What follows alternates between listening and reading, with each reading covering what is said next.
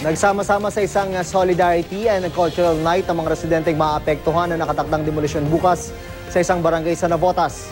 Ayaw nilang umalis dahil masyado raw malayo ang inaalok na relokasyon sa kanila sa Bulacan. Ang mainit na balita, hatid ni Micaela Papa.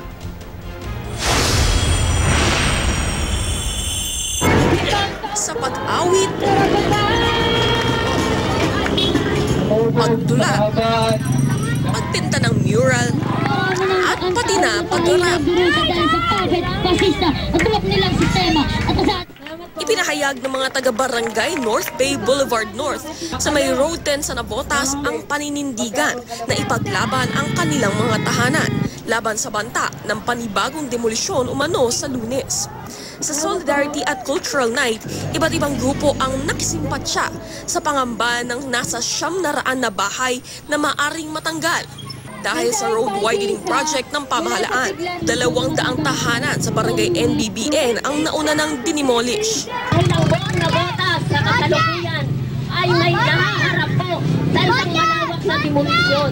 Yan po ay mararamdaman natin ang Tangos, ang San Roque at ang distrikto, ang kabuuan ng distrikto sa kasalukuyan. Tutol ang mga residente sa relokasyon na inialok umano ng gobyerno sa Pandi, Bulacan.